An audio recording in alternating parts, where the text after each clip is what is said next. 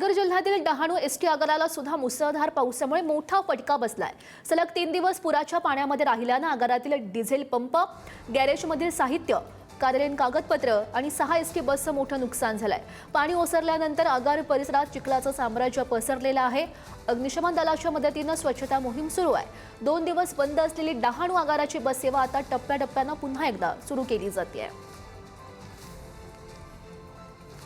मध्ये मुसळधार झालेल्या पावसाचा फटका जो आहे तो आता डहाणूच्या बस स्थानकाला बसलेला पाहायला मिळतोय। मी सध्या डहाणूच्या आगर परिसरात आहे। आपण संपूर्ण परिसर बघितला तर हा कालपर्यंत पूर्ण जलमय होता। आता सध्या पाणी ओसरायला सुरुवात झाल्यामुळे संपूर्ण पाणी जे ते ओसरलेलं आहे। मात्र या ठिकाणी ज्या बसेस लावण्यात आल्या होत्या या बसेसमध्ये पाणी गेल्याने मोठ्या प्रमाणात या बसेसचं नुकसान झालेलं आहे। नादुरुस्त सध्या स्थितीत या बसेस पाहायला मिळतात।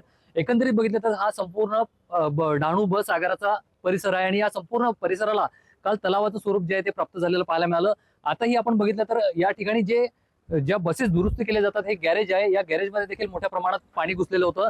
त्याच बाजूला जे आगार प्रमुखांचं जे ऑफिस आहे या ऑफिसमध्ये देखील मोठ्या प्रमाणात पाणी शिरलं होतं। त्यामध्ये असणारे जे कागदपत्र होते त्यांचं देखील मोठ्या प्रमाणात नुकसान झाल्याचं पाहायला मिळतंय। आपल्यासोबत आगार प्रमुख आहेत।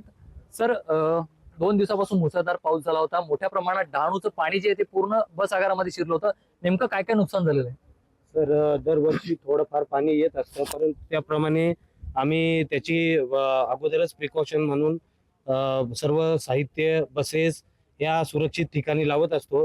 परंतु ह्या वर्षी पाऊस आणि पुराचं पाणी एवढ्या जोरात मोठा प्रवाह होता की जे पाणी आतापर्यंत ऑफिसमध्ये गेलेलं नव्हतं ते ऑफिसमध्ये जाऊन आणि आमचे रेकॉर्ड्स वगैरे ओढले झालेले आहेत। त्यानंतर इथं आपल्या समोरच डिझेल पंप आहे।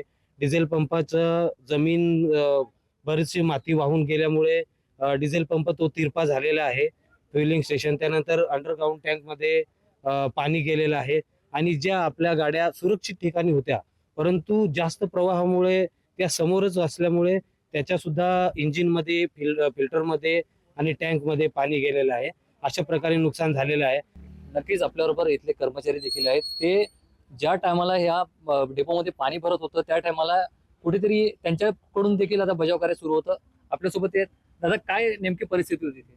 सर, असा प्रसंग जमलेला, मी एक यांत्रिक कर्मचारी आहे, डहाणू डेपोमध्ये कामगिरीत असतो। आपला पूर सदृश्य पुराचं पाणी पण होतं आणि ढगफुटी सदृश्य पावसाचं एवढं प्रमाण लगेच वाढलं ना, आम्ही पहिलं प्राधान्य दिलं की आमच्या स्टँडवर एसटी मध्ये किती प्रवासी आहेत त्यांना व्यवस्थित सुखरूप नेणे आमचं पहिलं आद्य कर्तव्य होतं। त्यासाठी आम्ही आमचे पर्सनल व्यक्ती वगैरे काय नाही त्यांना प्रवाशांना पहिल्या सुस्थितीत नेऊन ठेवलं। पुढारी न्यूज साठी जितेंद्र पाटील, पालघर।